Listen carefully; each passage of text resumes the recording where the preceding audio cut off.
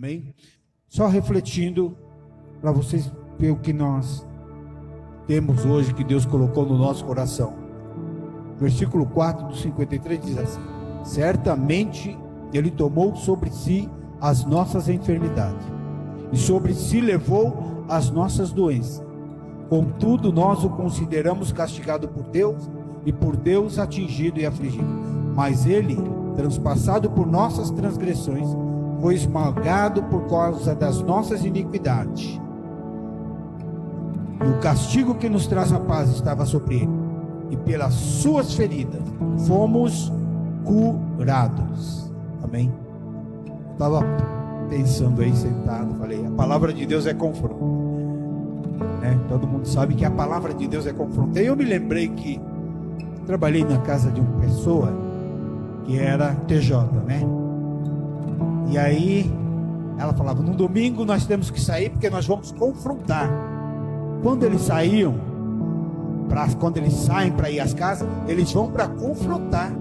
E era uma senhora idosa, ela falava assim, no domingo nós viemos aqui para a reunião, para o templo, e depois quando a gente marca para sair, a gente vai para confrontar as pessoas, porque a palavra de Deus é confronto. E eu vejo que a minha palavra, o que Deus me dá muitas vezes, é confronto contra outras palavras de outros que pregam. A palavra que Deus coloca no meu coração muitas vezes é confronto. E aí eu vejo essa palavra, eu nunca consigo entender o que os outros muitas vezes ficam transmitindo através das suas mensagens, só conforto, só benefícios, sendo que a palavra ela é confronto. Porque eu faço uma pergunta para você esta manhã: se Jesus levou sobre si as nossas dores, as nossas enfermidades, se Ele levou as doenças, se Ele levou tudo, e a Bíblia diz mais que Ele venceu a morte, por que você fica doente? Por que você morre? É interessante que as pessoas fazem uma coisa do Evangelho, mas a verdade é para ser confrontada contra aquilo que as pessoas contradizem. Se nós olharmos para esse texto de Isaías, vamos dizer assim: eu não posso ficar doente, eu não posso ser pobre, eu não posso ficar enfermo, porque tem pessoas, e eu já vi pessoas orar para pessoas doentes, em último estágio, canceroso, e pessoas falam assim: eu não aceito esta doença, Jesus tem que curar. Já vi e já ouvi, porque já fui orar por pessoas assim, e Deus, através do teu Espírito, tocar no nosso coração, tomar um irmão e dizer para mim assim, quando você orar por ela, cuidado com as suas palavras. E quando eu fui orar, o Senhor me tomou em espírito, e em espírito falei com aquela mulher deitada num leito de enfermidade cancerosa, nos últimos estágios.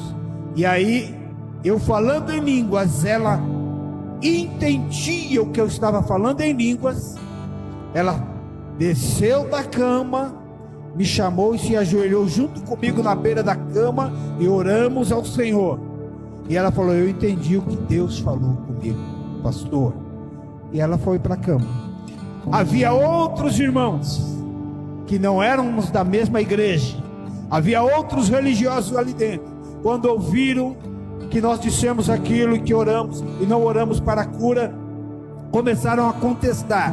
E alguns diziam assim: eu não aceito, Deus tem que curar. A Bíblia diz que Jesus cura. A Bíblia diz que Jesus levou sobre si as nossas dores. A Bíblia diz que Jesus levou sobre si as nossas enfermidades. Levou sobre si, Ele pagou o preço. Não aceito. Oraram. Depois que eu saí, oraram. Depois que oraram, levaram em outras igrejas. Levaram. Foram nas igrejas grandiosas de cura divina de São Paulo. Levaram, oraram, e Deus não curou.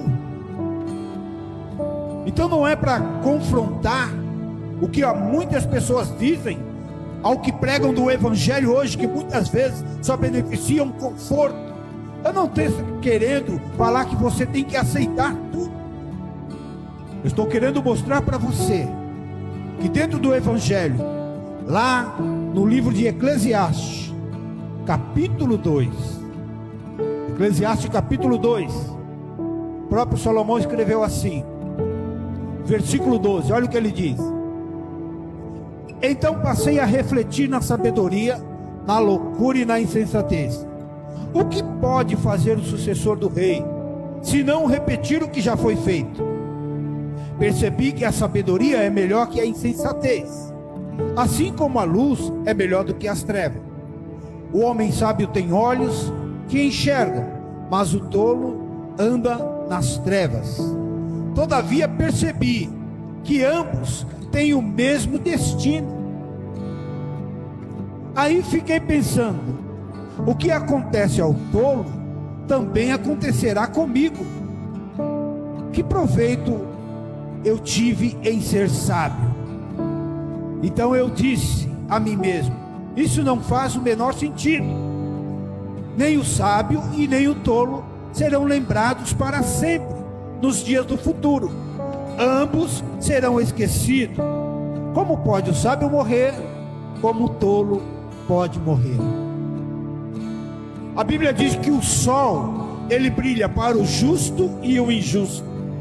Eu acho que eu já falei aqui uma vez pregando, dizendo, irmãos, quando eu fui para a igreja, eu tinha uma visão de igreja, que eu olhava as pessoas, e eu pensava que quando eu me convertesse, como um flash, tudo ia mudar.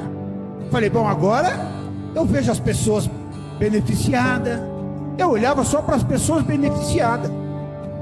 Eu não pensava que a igreja era lugar de pobre. Eu achava que era um lugar que você ia e ficava rico, que você ficava beneficiado, só via as pessoas de carro, bem vestido, boa casa. E de repente eu entro para o Evangelho e eu vejo que não é bem assim. Ainda comecei a sofrer algumas aflições. Os problemas não saíram de uma vez. Eu não tinha conhecimento. Até mesmo quando eu fui fazer perguntas a pastores e presbíteros acerca de uma causa que eu tinha, eles não sabiam me responder biblicamente. E eu ficava sem entender. Eu falei, mas como? Tem pessoas que você vai perguntar algo da Bíblia, ela não consegue te explicar biblicamente. Então eu vejo aqui Jesus, com todo o seu sofrimento. A Bíblia diz que ele fez a maior renúncia. Que a maior renúncia quem fez foi o Filho de Deus. E a Bíblia diz que nós temos que renunciar a nós mesmos para seguir a Jesus. Renúncia é deixar, renúncia é abandonar, renúncia é as minhas vontades não pode mais ser sobre meu comando. Eu não tenho mais comando sobre as minhas vontades. Renúncia é entrega. E Jesus renunciou a si mesmo, porque ele deixou a majestade, ele deixou a glória, ele deixou toda a grandeza, e veio e se fez homem. Veio como homem, ele não veio como Deus na terra, ele veio como homem na terra, carne e osso. E dos mais simples ainda, não veio assentar num trono, não veio numa casa bela, não, ele veio na simplicidade.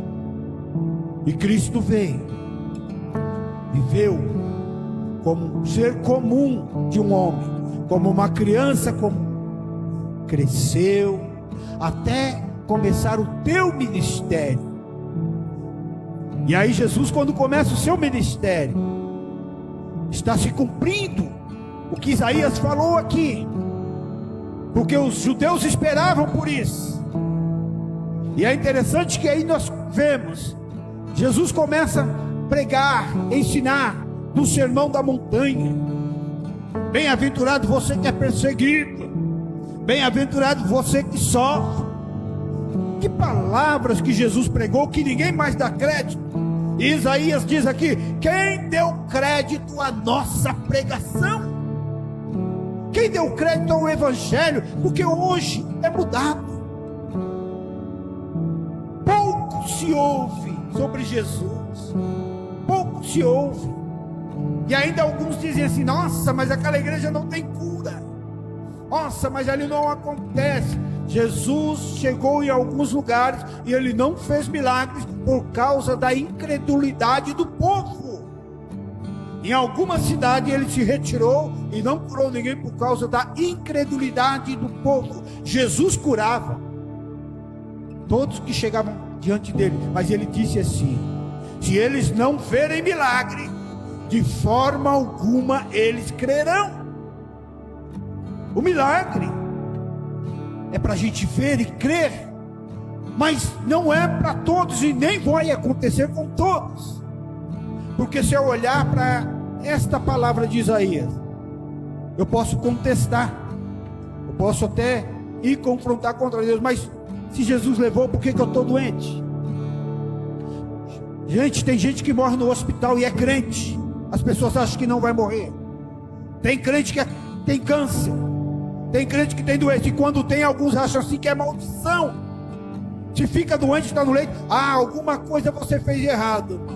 Você está no leito aí é porque Deus está pesando a mão sobre você. Você não pode ficar doente, você não pode morrer, não pode morrer, não pode ficar doente, não pode ser pobre. Não, se você está nessa condição aí, alguma coisa tem, porque Jesus, ele levou tudo, ele pagou o preço, então você tem que ter. A sua oração está errada. Tem até oração, irmãos, para receber, sabia? Hoje tem pastor ensinando oração para se obter de Deus. E o Evangelho não me ensina nada disso.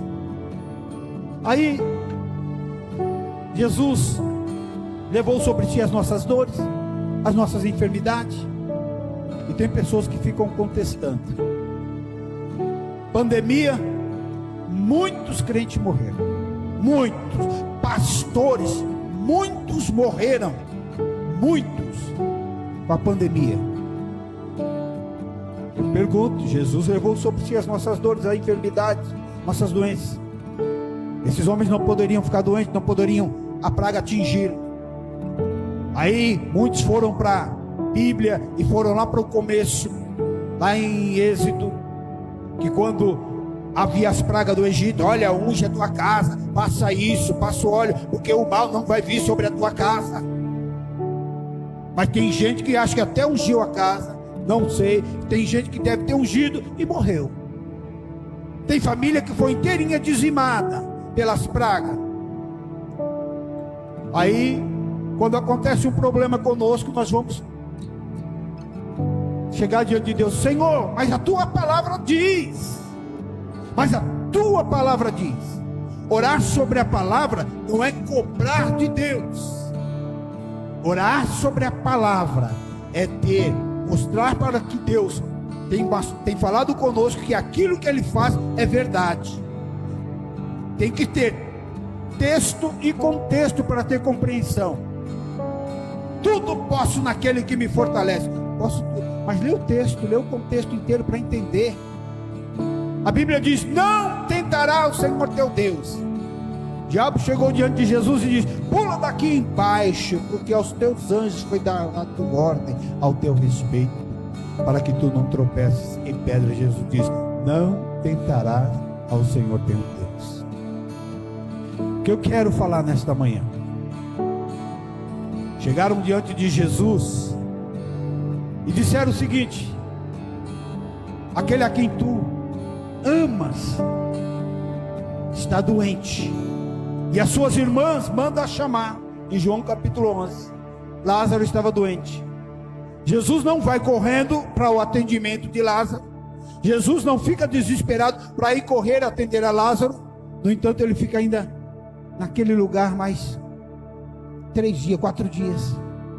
Mas quando ele volta e vai saber de Lázaro, a Bíblia diz que quando ele chega, ele manda chamar Marta e Maria. E Marta e Maria, quando vêm, elas falam assim: Senhor, se tu estivesse aqui, isso não teria acontecido. Maria fala: Senhor, se o Senhor estivesse aqui, isso não teria acontecido. Se o Senhor estivesse aqui, meu irmão não ficaria doente. Se o Senhor estivesse aqui, meu irmão não morreria. Essa palavra de Marta, que Maria também repete quando ela se apresenta diante de Jesus: se o Senhor estivesse aqui, isso não teria acontecido. Essa palavra, tem muitos crentes que confrontam outro crente. Se Deus estivesse na tua vida, você não estava assim, meu irmão. Se Deus fosse contigo, você não estaria assim, né?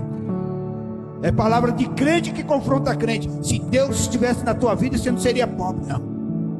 Porque meu Deus é rico, Ele é dono do ouro e da prata. Se Deus estivesse com você, você não estava aí deitado nesse leito, não. As pessoas se convertem por arrependimento, porque Jesus diz que é chegado o reino dos céus. Porque o propósito de Deus é salvação para uma eternidade. A vida aqui é passageira. A vida aqui é um transporte, aqui é uma escola de aprendizado para ser transformado para o lugar onde vamos habitar. Tem que ter vida diferente, ser diferente e pensar também diferente. Não com essa mente carnal, com essa mente humana, sem conhecimento, sem entendimento da palavra de Deus. E Jesus é confrontado e diz: se o Senhor estivesse aqui. Quantas vezes já falaram isso para mim? Quantas vezes eu fiquei triste e frustrado dentro de igreja, de olhar a minha situação e ouvir crente falar isso, e eu pensar: mas eu me esforço, poxa, eu jejuo, eu me santifico. E olha que eu me santificava como ninguém. Eu digo santificar mesmo, de se apartar de tudo, do mundo e de outras coisas, para ficar assim diante de Deus. E no entanto, muitas vezes era mais aflição do que coisas boas. E as pessoas olhavam a minha situação e falavam isso: não pode ser, Deus não faz isso, Deus não faz aquilo. Chegaram diante de Jesus, após ele ter curado um homem cego. Os discípulos, quando viu aquele jovem cego, olhou para Jesus e disse assim: Senhor, quem pecou? Ele ou seus pais? Jesus olhou para ele e disse assim: nem o pai deles, nem ele pecou, mas isso aconteceu para que se manifeste nele a glória de Deus. Por que tem pessoas que ficam julgando a situação dos outros como pecado? Por que tem pessoas que quando vê a situação de um do outro, olha, é pecado? Porque Deus não faz isso. Deixa eu dizer uma coisa para você. Quando Jesus ele veio pregar, ele disse assim: eu não vim trazer paz na terra. Não, eu vim trazer dissensão, eu vim trazer discórdia, eu vim trazer fogo. E o que eu quero mais se o fogo já está aceso? Eu não penseis que eu vim trazer paz na terra. Entendam, o confronto já na sua conversão dentro do teu lar, entre pai e filho, filho e mãe, quando se converte um, para ganhar toda a família é difícil. Ele diz: já tem dissensão, já há discórdia, o fogo já está aceso. O que eu quero mais? Eu não vim trazer paz na terra. Aí as pessoas fazem do evangelho como o Deus de amor que todo mundo prega.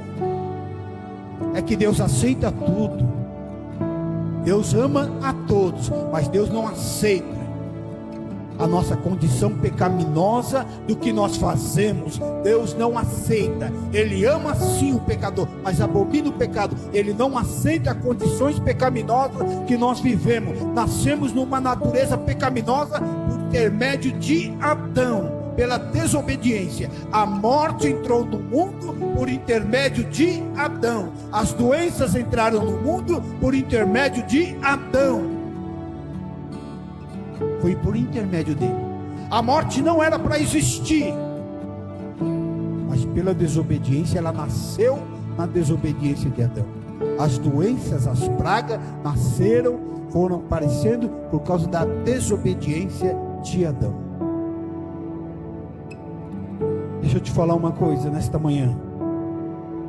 Se Jesus levou sobre si as nossas dores, as nossas enfermidades, porque tem crente doente, Porque tem crente que vai morrer na sua doença.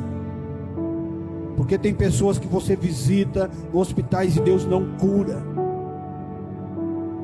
Porque tem pessoas que não conseguem entender que até mesmo, eu sei que muitos vão até contestar o que eu vou falar, mas eu entendo isso, que até mesmo pelo sofrimento há aperfeiçoamentos de Deus na vida de pessoas. Tem pessoas que vivem num leito, mas ali ela é tratada, ali há um aperfeiçoamento de Deus. Aceite você ou não, porque a pessoa vai morrer. Você vai orar, Deus não vai curar. O médico vai pôr a mão, o médico vai falar não tem mais jeito, e ela vai morrer. Mas saiba de uma coisa: assim como Cristo sofreu, assim como Cristo padeceu, que nós lemos em Isaías capítulo 53, ele alcançou a perfeição do homem sem pecado. Não era para ele sofrer tanto, se não fosse por mim e por você, pela nossa condição pecaminosa. Ele diz aos discípulos, olha, que ele vai ser levado para o Calvário. Ele explica para os discípulos, está chegando a minha hora. E quando está chegando a hora de Jesus, ele está afligido, ele está angustiado, porque ele é homem, igreja. Ele é homem, é um Deus que se fez num corpo de homem. Ele está afligido, ele sente medo, ele tem pavor da morte, como homem. Assim como eu e você, homens, tem medo da morte e pavor da morte. O que acontece é que a morte, ela não foi destituída. Jesus venceu a morte, presta atenção, mas ela não foi destituída. Jesus diz, agora você não trabalha mais, agora você não mata mais ninguém. Não, ele venceu a morte. E a Bíblia diz que ele tomou o aguilhão da morte, tomou a chave do inferno, e disse, é-me dado todo o poder nos céus e na terra. Tomou a chave do inferno e da morte. Aleluia. Sabe o que é isso? Ele venceu. Ele venceu. E ele disse para mim e para você, assim como eu venci, vós vencereis. No mundo vocês vão ter aflições, mas não temais, porque assim como eu venci, você também vai vencer. Vença, irmãos. Vence esse medo. Vence esse pavor de falar a verdade. A verdade é essa. O mal existe, o mal está aí. Quem tem que mudar somos nós. Quem tem que ser testemunha de Jesus somos nós. Na nossa transformação de caráter, de pessoa, para dar conselhos às pessoas. Não é dizer que vai chegar na igreja e vai mudar de vida rapidamente, não. A mudança sua é de personalidade, de caráter. Ele venceu a morte. Ele sofreu, ele foi castigado, e a Bíblia diz que ele não tinha formosura nenhuma. Os discípulos sabem que Jesus está caminhando por Calvário e dizem assim, Senhor, não, Senhor, tu não pode morrer. Não, Jesus, o Senhor tem que fazer uma restauração aqui em Israel. É para isso que veio o Filho de Deus, para restaurar. Ele veio para mudar. Os discípulos não entendiam, ainda andavam com Jesus e não entendiam. Eles pensavam, não, agora ele está indo para Jerusalém, porque ele vai restaurar, ele vai tomar o domínio, o controle de Jerusalém, e aí nós vamos estar bem. Mal eles entendiam de que Jesus falava da própria morte. Jesus dizia como ia morrer para eles, e eles não entendiam. Assim como Jesus disse para Pedro, Pedro, um dia você vai entrar num lugar que você não quer, vai ser levado pela mão. Jesus se revelou e disse, olha, o Filho do Homem vai padecer muito, assim convém. E quando está chegando as horas de Jesus, no monte, ele orando com os discípulos, ele está angustiado, irmãos. Ele está aflito, temor da morte. E ele chora, ele ora pranteando, ele diz, Pai, se possível, afasta de mim este cálice. Todavia não se faça a minha, mas faça a tua vontade, Pai. Entenda uma coisa: renúncia é deixar a vontade de Deus prevalecer sobre nós.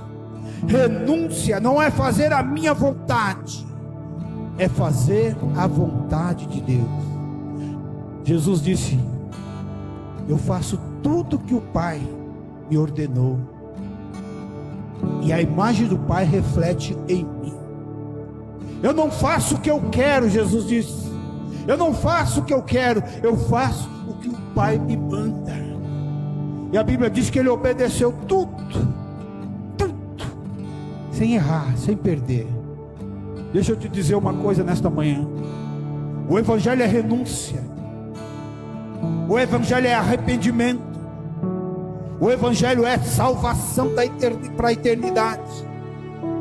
Você vai ter sim dias de dores, dias de sofrimento, senão a Bíblia não diria que os dias são maus, e que era para nós nos revestirmos de toda a armadura de Deus, para que nós possamos suportar os dias ruins. Porque uma pessoa cheia do Espírito Santo, uma pessoa cheia de Deus, é como ali Estevão, que na hora da morte, teu rosto foi transfigurado e ficou com uma aparência de anjo. Paulo, que assistia tudo, viu o rosto daquele jovem Estevão como o rosto de um anjo.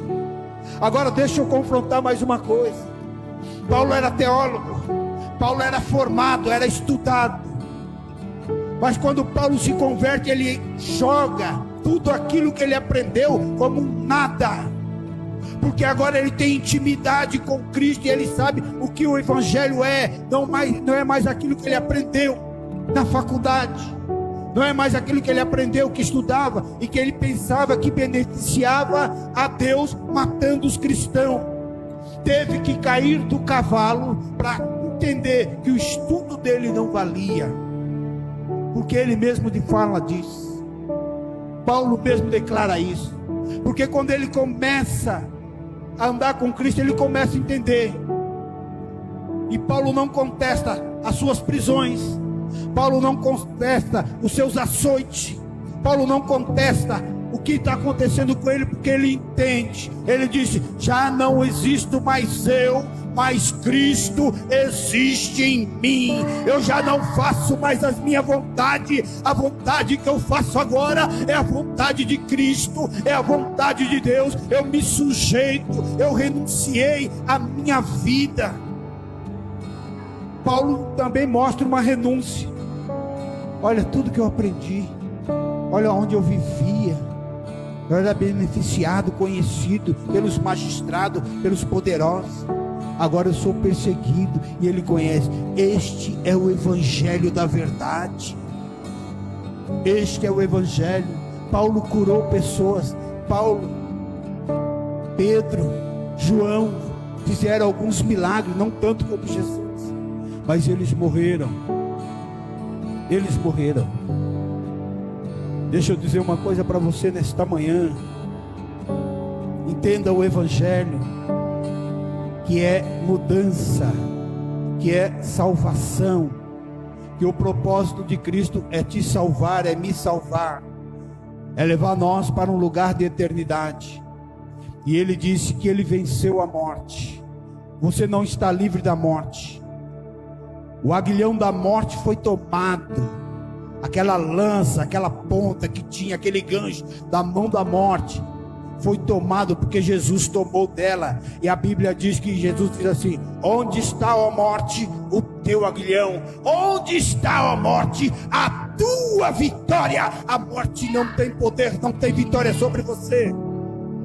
Não é para você temer. Se estamos vivos e não fomos arrebatados, certamente morreremos. Assim como os apóstolos também entenderam: olha, nós vamos ser arrebatados, mas não, morreram. Estou pregando para você vida eterna. Estou pregando para você nesta manhã: não temas o que pode te acontecer, não temas o que vai te acontecer. Olha para o céu, olha para a cruz, olhando para o autor e consumador da nossa fé, olhando para a cruz de Cristo. Deus é quem está contigo. O que pode o mal me fazer? O que pode a morte me fazer? Se ela já foi vencida, ela não me vence. Ah, mas você morreu. Mas Jesus disse que eu também vou vencer. E foi na morte que ele venceu. Foi na morte que ele venceu. E foi na morte que ele foi para a eternidade.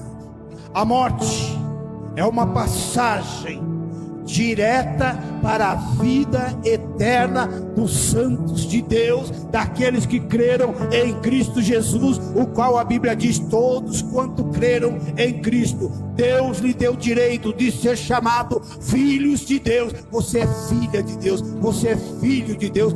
Não tenha medo. Continua a tua jornada, continue a tua caminhada. Vai glorificando a Deus, vai adorando ao Senhor, porque Ele é bom e a sua benignidade dura para sempre. Vai servindo a Deus, vai sendo servo, vai fazendo as obras de Deus, vai renunciando a tua vida a cada dia e se sujeitando à vontade de Deus. Foi isso que Cristo fez, se sujeitou à submissão à vontade de Deus. Assim é a igreja, tem que ser sujeita e submissa a Cristo e à vontade de Cristo, não à tua vontade, não aos teus prazeres, não a teus pecados, a sua concupiscência. Negue-se a si mesmo. Aquele que quer vir após mim, negue a si mesmo. Pegue a tua cruz e siga-me. Tem peso para você, sim. Tem cruz para carregar, sim. Mas ele disse: assim como eu venci, vocês também vencerão. Não temais o homem que pode matar o corpo, mas temai aquele que pode tanto matar como lançar o corpo e a alma para o inferno. O que acontece quando Jesus fez todos os milagres? Tinha que as pessoas ver para crer alguns.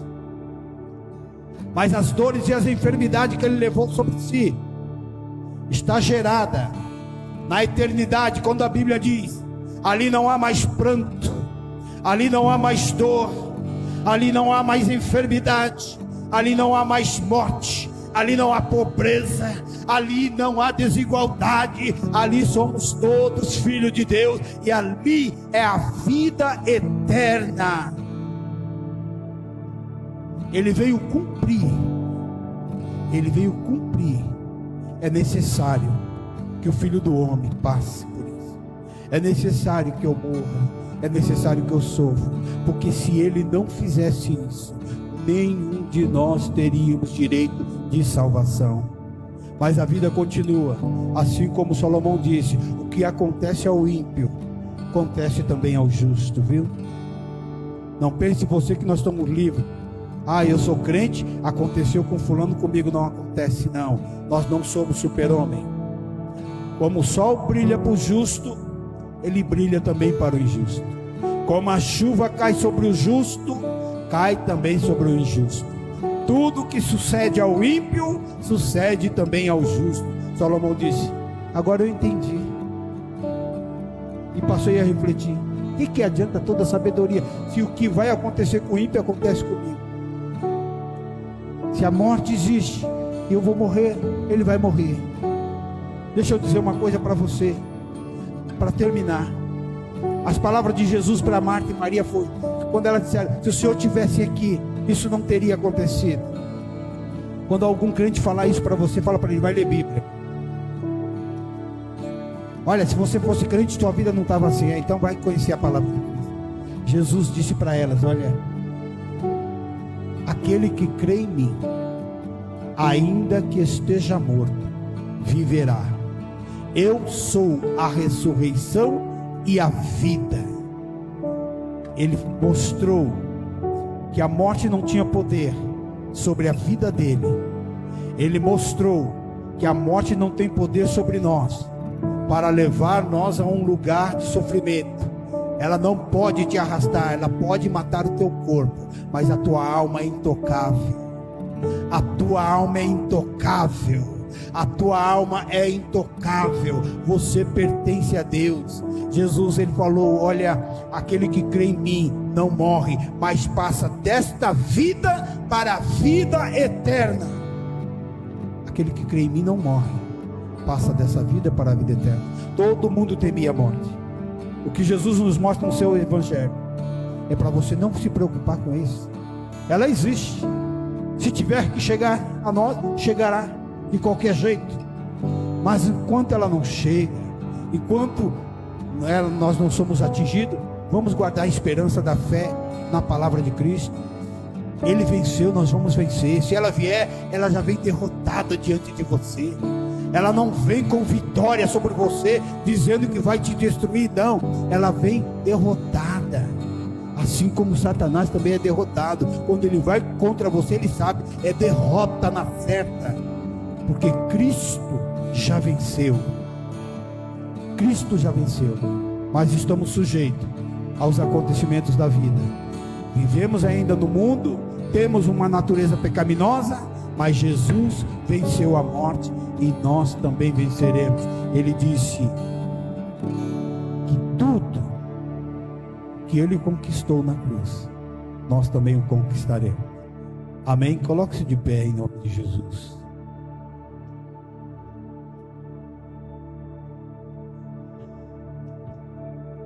E eu entendo que no começo, quando a gente começa a ver o Evangelho, a gente vai ver umas coisas. Eu também pensava assim, o que eu preguei hoje. Eu pensava assim como muitos ainda continuam pensando. Mas hoje eu tenho paz na minha vida do Evangelho que eu prego e do Evangelho que eu vivo. Eu tenho paz.